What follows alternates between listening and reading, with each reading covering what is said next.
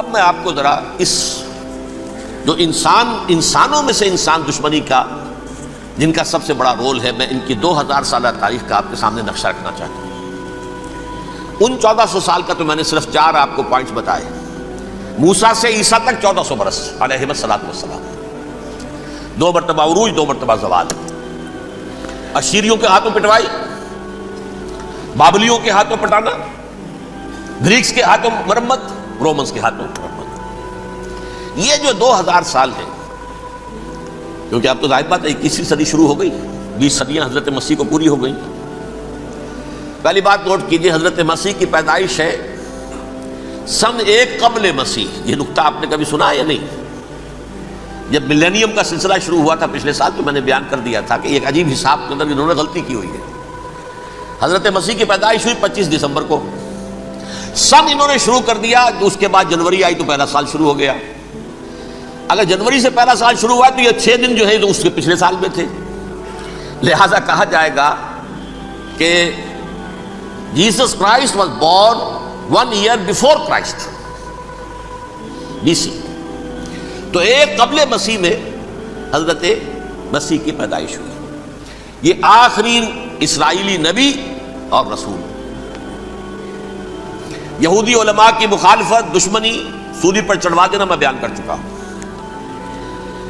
سن 33 عیسوی میں جبکہ حضرت مسیح کی عمر 33 برس تھی، اللہ تعالیٰ نے انہیں زندہ آسمان پر اٹھا لیا، لیکن یہودیوں نے اپنے خیال کے مطابق انہیں سولی پر چڑھوا دیا، ان کی موت واقع ہو گئی۔ اگرچہ اس کے بعد یہ اختلاف ہے ان میں، یہودی کہتے ہیں وہ سولی پر چڑھ گیا، ختم ہوا، مر گیا، عیسائی کہتے ہیں نہیں، انتقال ہوا ہے مسیح کا صلیب پر، لیکن پھر وہ دوبارہ زندہ ہو گئے ہیں۔ ان کی لاش ایک غار میں رکھ دی گئی تھی، وہاں ریزریکشن ہو گیا، ان کا باعث بعد الموت وہی ہو گیا، اور پھر انہیں اللہ نے زندہ آسمان پر اٹھا دیا۔ تو ہمارے اور عیسائیوں کے درمیان نوٹ کر لیجئے، یہ چیز مشترک ہے کہ حضرت مسیح آسمان پر زندہ اٹھائے گئے۔ فرق کیا ہے؟ وہ سمجھتے ہیں کہ سولی دیے گئے، سولی پر مرے، پھر زندہ ہوئے، پھر گئے۔ ہم سمجھتے ہیں کہ نہیں، وما صلبوہ وما قتلوہ، انہوں نے نہ صلیب دے سکے انہیں اور نہ انہیں قتل کر سکے، بل رفع اللہ الیہ، اللہ نے اٹھا لیا۔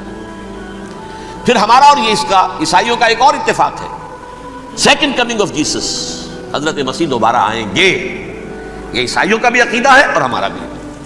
بہرحال تو جیسا کہ میں نے عرض کیا کہ اس وقت یہ عذاب استیصال، عذاب اکبر کے مستحق ہو چکے تھے، لیکن اللہ نے ان کی مدت دراز کی ہے،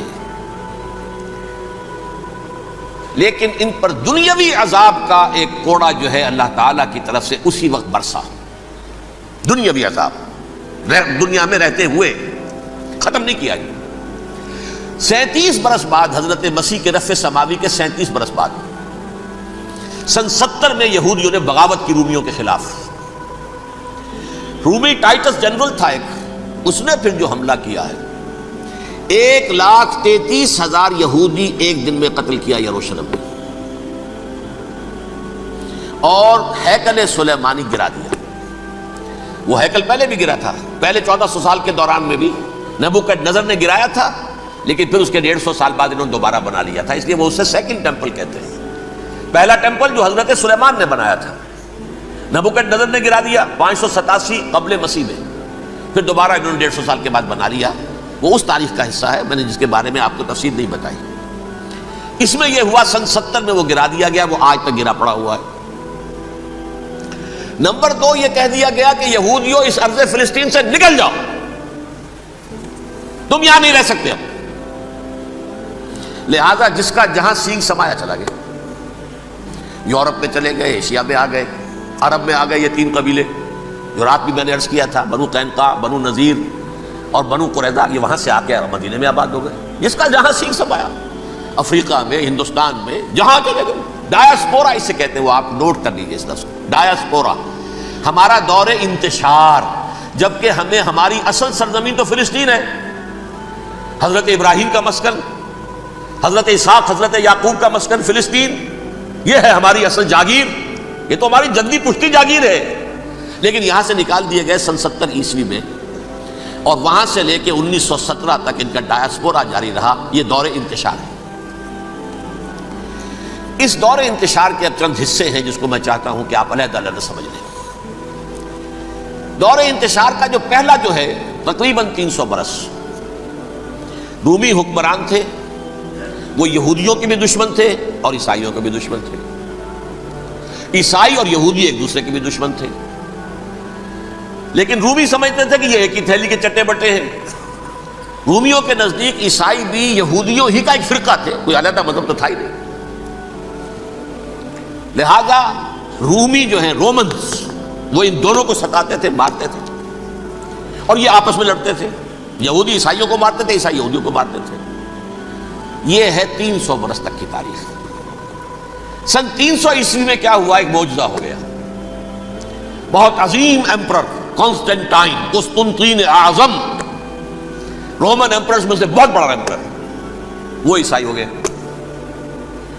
اب تو معاملہ بالکل تلپٹ ہو گیا، پوری سلطنت عیسائی ہو گئی۔ اب عیسائیوں کے عیش ہو گئے اور یہودیوں پہ مار پڑنی شروع ہوئی۔ اب عیسائیوں کا آپ خود سوچئے کہ جنہیں وہ خدا بنا بیٹھے ہیں، خدا کا بیٹا قرار دے رہے ہیں، ان کے قاتل کون؟ یہودی بدماش۔ لہذا ان کی وہ پٹائی شروع ہوئی ہے یورپ میں، پوری رومن امپائر میں انہیں ذلیل کیا گیا۔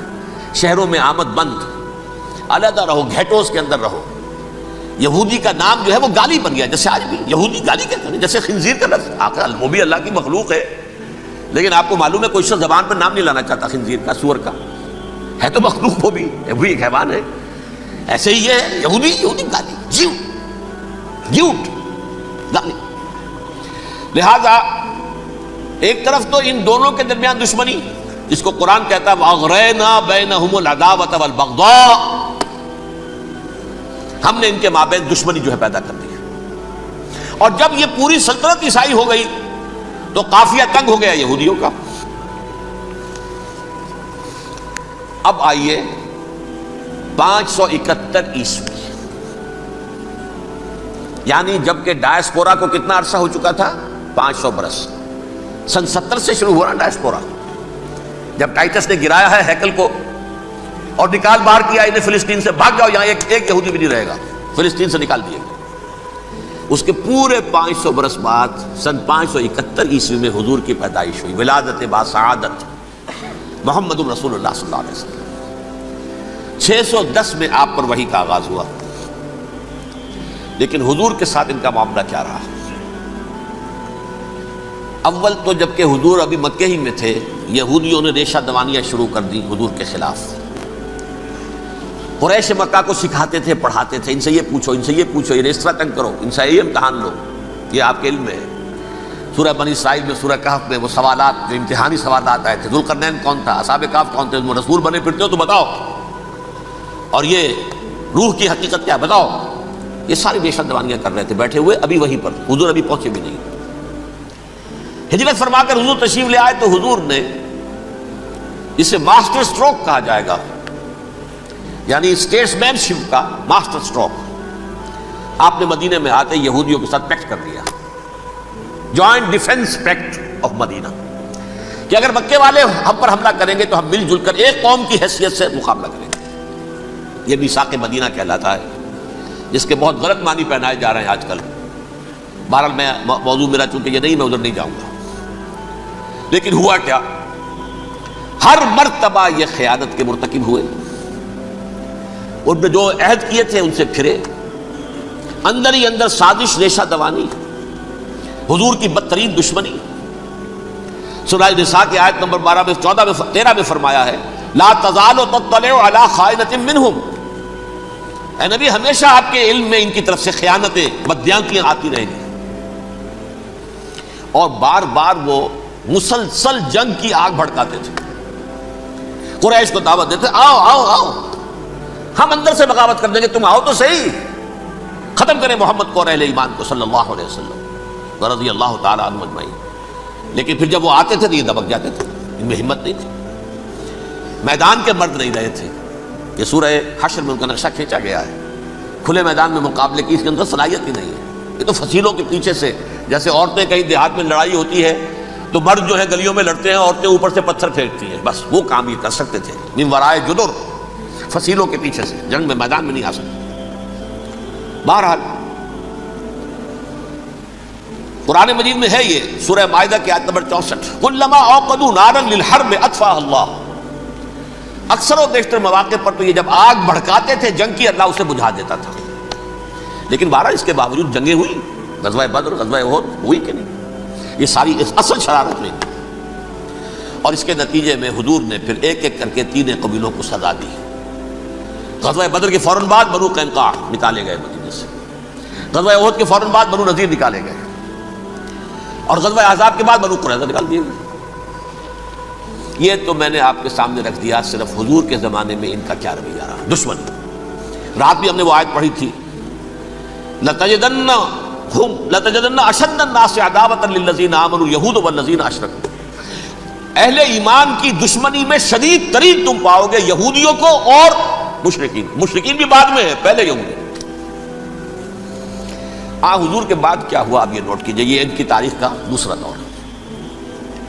حضرت عمر رضی اللہ تعالیٰ عنہ قائد خلافت ہے، بیت المقدس کا محاصرہ کیا گیا، فصیل بڑی اونچی، شہر اندر سے سیلف سفیشنٹ، حملے کا راستہ کوئی نہیں، محاصرہ طول کھینچ رہا ہے، لیکن ان کے پاس رسد بھی موجود ہے، پانی بھی موجود ہے، وہ دروازے بند کر کے بیٹھے ہوئے۔ بالآخر اللہ تعالیٰ کی مشیت کا ظہور کیسے ہوا؟ ان کے کچھ علماء آئے فصیل پر، کہا دیکھو مسلمانوں، تم قیامت تک بھی یہاں پڑے رہو گے محاصرہ کر کے، ہمارا یہ شہر فتح نہیں ہوگا۔ ہاں ایک درویش بادشاہ کے ہاتھوں یہ شہر فتح ہونا ہے، لیکن تمہارے اندر ہمیں وہ نظر نہیں آ رہا۔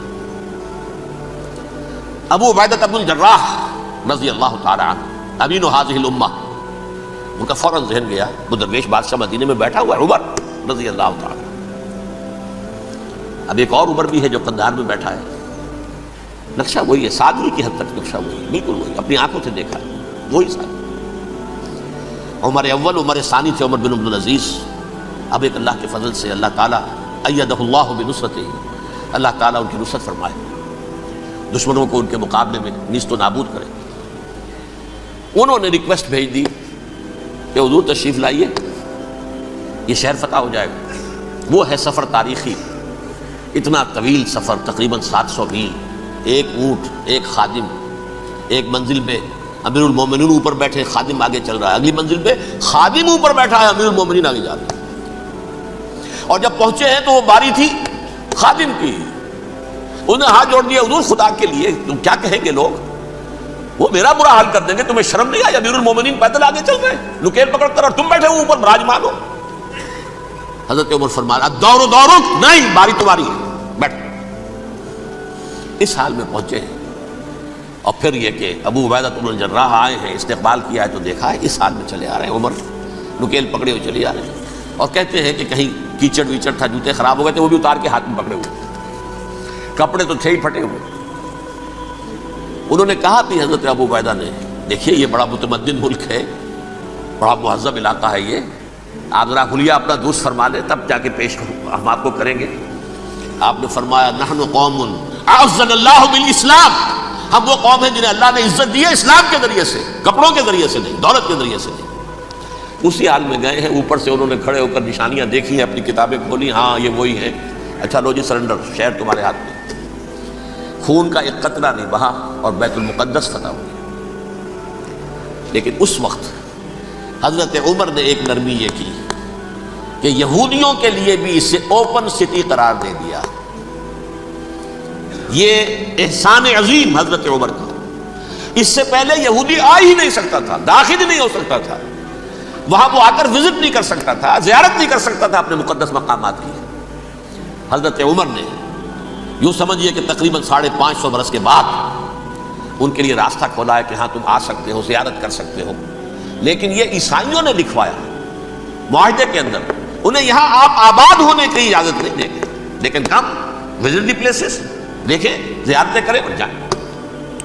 یہ معاہدہ حضرت عمر کا ہے رضی اللہ تعالیٰ، جو پھر خلافت راشدہ کے بعد بنو امیہ نے بھی اس کو آرڈر کیا، بنو عباس نے کیا، پھر جو ہمارے یہ ترکوں میں اندر خلافت آئی تو ترک خلفاء نے بھی اس معاہدے کی پوری پابندی کی۔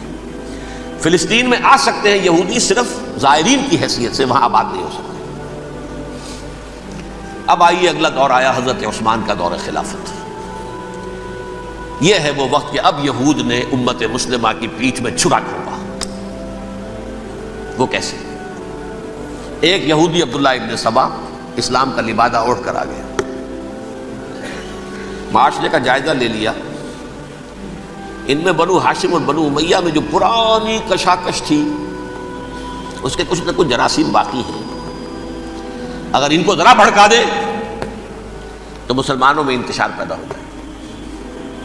کہا یہ عثمان کون ہے؟ یہ تو بنو امیہ میں سے ہے، یہ حق تو بنو ہاشم کا ہے، خلافت ان کے پاس ہونی چاہیے، محمد کے تو رشتہ دار وہ ہے صلی اللہ علیہ وسلم. عوام الناس کے اندر بات پھیلنی شروع ہوئی. پھر ایک بڑی سازش کے انداز میں حضرت عثمان کے خلاف پروپیگنڈا، حضرت عثمان کے جو عاملین تھے، گورنر تھے، ان کے خلاف پروپیگنڈا، اور ایسی ہوشیاری کرتے تھے کہ کوفے میں کوفے کے حاکم کے خلاف کچھ نہیں کہنا. اجی مصر میں یہ ہو رہا ہے، اجی شام میں یہ ہو رہا ہے، اجی یہ جو عثمان ہے وہ یہ کر رہا ہے، یہ ظلم ہو رہا ہے، یہ لوٹ مار ہو رہی ہے، یہ خیانتیں ہو رہی ہیں. اب نہ تو اس زمانے میں مینز آف کمیونیکیشن، کیسے تصدیق کریں؟ افواہیں تو آپ آج کراچی کے اندر شروع ہو جائے تو پتہ نہیں چل سکتا کسی کو کہ کیا اس میں صداقت ہے کیا جھوٹ ہے. اور بری بات جو ہے فطرت انسانی کی کمزوری ہے، وہ فوراً قبول کرتا ہے. کسی کے بارے میں اچھی بات ماننے کو تیار نہیں ہوتا، لیکن بری بات تو فوراً تیار ہے. بہرحال یہ فتنہ انہوں نے اٹھایا، حضرت علی کی الوہیت کا فتنہ اٹھایا، حضرت عثمان کے خلاف الفتنۃ الکبریٰ برپا کیا. حضرت عثمان شہید ہوئے. اس کے بعد 5 برس تک مسلمان ایک دوسرے کی گردنیں کاٹتے رہے، باہمی خانہ جنگی ہوئی.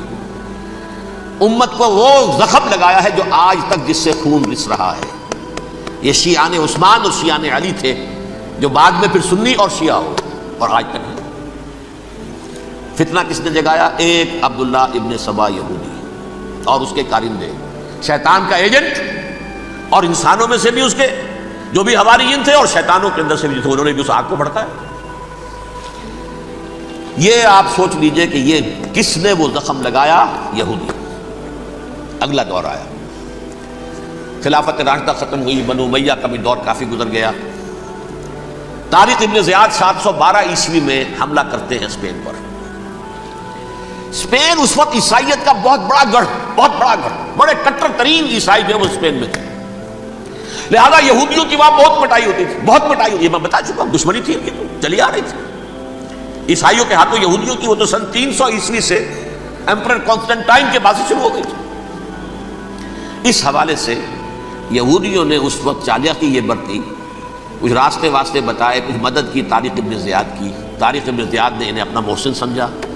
ہسپانیہ فتح ہو گیا تو یہودی چونکہ محسنین کی فہرست میں آ چکے تھے، انہیں بہت اقتدار نصیب ہوا، بڑی سپورٹ مسلمانوں نے دی.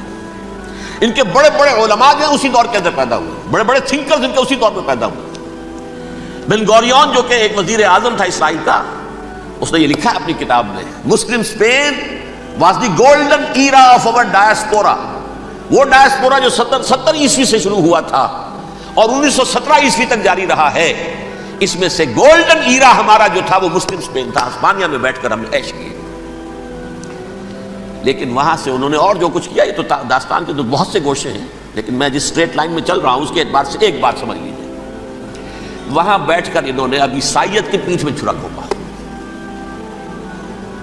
پروٹیسٹنٹ مذہب پیدا کیا، تقسیم کر دیا. جیسے شیعہ سنی کی تقسیم، عبداللہ ابن سبا. رومن کیتھولک اور پروٹیسٹنٹ کی تقسیم، یہودی علماء. ہوتا کیا تھا؟ ہسپانیہ کی یونیورسٹیاں ہیں، کارڈووا میں ہے، ٹولیڈو میں ہے، گریناڈا میں ہے، غرناطہ، قرطبہ، تولیتلا. اور وہاں آتے تھے لوگ، فرانس سے چلے آ رہے ہیں نوجوان پڑھنے کے لیے، جرمنی سے چلے آ رہے ہیں، اٹلی سے چلے آ رہے ہیں. 3 ہی ملک قریب ترین پڑھتے ہیں سینٹرل جو یورپ کے ہیں. یہاں پر جو ہے وہ اسلام جو نور پھیلا رہا تھا اس سے بھی مستفیض ہوئے. جہالت کے جو ہے پردے ان کے وہ چھٹے. اس کے ساتھ ہی وہ یہودی وہاں ان کے اندر جو جراثیم داخل کر رہے تھے، وہ اس عیسائیت کے خلاف بغاوت تھی جو اس وقت دنیا میں عیسائیت اس وقت تھی. پوپ کا راج تھا دنیا میں اس وقت. یورپ میں جو عیسائیت تھی اس میں ایک طرف بادشاہ تھے، لیکن بادشاہوں کی حیثیت وہاں پر یوں سمجھ لیجئے کٹ پتلیوں کی تھی. اصل قوت پوپ کے ہاتھ میں تھی. اور پوپ کو انہوں نے جیسے قرآن نے کہا اتخذوا احبارهم ورهبانهم اربابا من دون اللہ. چونکہ سینٹ پال نے شریعت موسوی ساقط کر دی تھی تو اب شریعت تھی ہی نہیں. پوپ کو اختیار تھا جس چیز کو چاہے حلال قرار دے دے، جس چیز کو چاہے حرام قرار دے دے۔ اتخذوا احبارهم ورهبانهم اربابا من دون اللہ۔ انہوں نے کہا صاحب یہ پوپ کس بلا کا نام ہے، یہ بھی انسان ہے۔ بات تو ٹھیک تھی نا، اصل حیثیت تو کتاب کی ہونی چاہیے نا، ڈیوائن بک، دی ریویلڈ اسکرپچر۔ لہذا یہ کتاب ہر شخص پڑھ سکتا ہے، کوئی پوپ کے باپ کو جو ہے کوئی اس کے لیے پروپرائٹری رائٹس تو نہیں ہے کہ صرف پوپ پڑھ سکتا ہے یا پادری پڑھ سکتے ہیں، ہم بھی پڑھ سکتے ہیں، ہم بھی سمجھ سکتے ہیں۔ یہ باتیں تھی کہ جن کو بڑھا چڑھا کر بیان کر کے اور پوپ کا اقتدار ختم کرا دیا اور توجہ مرکوز کر دی بائبل کی طرف۔ اب بائبل میں بڑا حصہ تو اولڈ ٹیسٹامنٹ کا ہے۔ نتیجہ کیا ہوا؟ یہود کی عظمت پروٹیسٹنٹس کے نزدیک مسلم ہو گئی۔ اصل قوم تو یہ ہے، وہ دشمنی بدلی کہ نہیں بدلی؟ موسیٰ کے امتی یہ ہے، تورات موسیٰ کو دی گئی، ابراہیم کی نسل یہ ہے۔ لہذا وہ جو دشمنی تھی، جو عداوت تھی کہ ہمارے خدا کو سولی چڑھانے والے ہیں یہ بدماش، اس کا ازالہ ہوا اس پروٹیسٹنٹ مذہب کے نتیجے میں۔ یہ میں اب آپ کو بتاتا ہوں کہ ایک نتیجہ وہ نکلا ہے جسے برٹرنڈ رسل نے بیان کیا ہے۔ اس کی کتاب ہے ان پریز آف آئیڈلنس، صفحہ 108۔ وہ لکھتا ہے دی Christians retaining the Judaic belief in a special revelation added to it the Roman desire for worldwide domination and the Greek taste for metaphysical subtleties. The combination produced the most fiercely persecuting religion that the world has yet known. یہ تین چیزیں آ کر عیسائیت میں مل گئی۔ ایک تو جب یہ اولڈ ٹیسٹمنٹ جو ہے وہ ان کے ہاتھ میں آ گئی، اور اس کے میں کچھ آپ کو بتا دیتا ہوں کہ اولڈ ٹیسٹمنٹ کی تعلیمات، کیونکہ یہ اولڈ ٹیسٹمنٹ جو ہے یہ محرف تھی، اصل تورات تو گم ہو گئی تھی 587 قبل مسیح میں، جب پہلی مرتبہ ہیکل جو ہے تباہ ہوا ہے اس وقت ختم ہو گئی تھی۔ اس کے کوئی 150 سال کے بعد انہوں نے یادداشتوں سے مرتب کر کے لکھی ہے۔ اب اس میں ان کے اپنے خیالات، اپنے امانی، اپنی توجیحات وہ شامل ہو گئی۔ لہذا آپ ذرا میں آپ کو حوالے دیتا ہوں، اس کتاب کے اندر مظالم کی جو تعلیم دی گئی ہے، اہل کتاب نے اپنے مظالم قتل عام کے جواز کے لیے تورات میں تبدیلیاں کی اور پیغمبروں پر دہشت ناکی اور بدترین حرام کاری کے الزامات لگائے۔ سنیے، پہلا حوالہ ہے یہ گنتی باب 31 آیات 17-18۔ اس لیے ان بچوں میں جتنے لڑکے ہیں سب کو مار ڈالو، اور جتنی عورتیں مرد کا منہ دیکھ چکی ہیں ان کو بھی قتل کر ڈالو، لیکن ان لڑکیوں کو جو مرد سے واقف نہیں اور اچھوتی ہیں اپنے لیے زندہ رکھو۔ یہ کسی اللہ کی کتاب کا یہ جملہ ہو سکتا ہے؟ کسی ریویل بک کا؟ اور سنیے، یہ ہے استثناء ڈیٹرانومی باب 20 آیت 16-18۔ پر ان قوموں کے شہروں میں جن کو خداوند تیرا خدا میراث کے طور پر تجھ کو دیتا ہے، کسی ذی نفس کو جیتا نہ بچا رکھنا، جیسا خداوند تیرے خدا نے تجھ کو حکم دیا بالکل نیست کر دینا۔ مرد، عورتیں، بچے، بوڑھے سب ختم۔ یہ کتاب مقدس ہے۔ اور سنیے، سموئیل باب 27 آیت نمبر 9۔ اور داؤد نے اس سرزمین کو تباہ کر ڈالا اور عورت مرد کسی کو جیتا نہ چھوڑا۔ نمبر 4، ان سب آباد شہروں کو ماں، عورتوں اور بچوں کے بالکل نابود کر ڈالا۔ کتاب استثناء باب 3 آیت 6۔ یہ ہے جو کہہ رہا ہے برٹرنڈ رسل، کرسچینٹی میں آ کر یہ تین چیزیں شامل ہو گئی۔ ایک تو یہ باربیرین، یہ تعلیم جو ہے، اور یہ مذہب کے نام پہ تعلیم، یہ کتاب مقدس کی تعلیم۔ نمبر 2، رومنز کے اندر جو ایک تمنا تھی ورلڈ ڈومینیشن کی، وہ عیسائیت کے اندر آ گئی، جیسے کہ پوری رومن امپائر جو ہے عیسائی ہو گئی، اسے وراثت کے اندر ورلڈ ڈومینیشن کی جو ایک تمنا تھی وہ مل گئی۔ اور پھر یہ کہ انہوں نے جو توہمات تھے یونانیوں کے، ان کو بھی اپنے ہاں مختلف شکلوں کے اندر جمع کر لیا۔ ان تین چیزوں کا the combination produced the most fiercely persecuting religion that the world has yet known. اس کے نتیجے میں دنیا میں تاریخ انسانیت کے اندر جو بدترین خوخار ترین مذہب ہو سکتا ہے وہ شکل عیسائیت نے اختیار کی۔ اور اس کا مظہر عتم کیا تھا؟ نوٹ کیجیے، صلیبی جنگیں، ایک بات ٹائم ٹیبل کے اعتبار سے نوٹ کر لیجئے گا، فرسٹ ملینیم ختم ہوا، سیکنڈ شروع ہوا۔ ان کے 1000 سال ختم ہوئے تو 11ویں صدی میں سیکنڈ ملینیم شروع ہوا، جو پہلی صلیبی جنگیں ہوئی، لاکھوں مسلمان قتل کیے گئے۔ صرف یروشلم کے اندر اتنا خون بہایا ہے کہ خود ان کے ہسٹورینز لکھتے ہیں کہ جب ان صلیبیوں نے، جب گھوڑوں کے ساتھ وہ چل رہے تھے گلیوں میں، تو ان کے گھوڑوں کے گھٹنوں تک خون کی ندی بہ رہی تھی، جہاں سے گزرے ختم کرتے چلے گئے، آبادیاں کی آبادیاں ختم کر دی۔ اگرچہ اس کروسیڈ میں گیہوں کے ساتھ گھن بھی پسا، یہودی بھی بہت مارے گئے۔ یہ فرانس سے، جرمنی سے جب یہ کروسیڈرز آ رہے تھے، 3000 میل کا سفر طے کر کے آئے تھے، سوچئے تو صحیح۔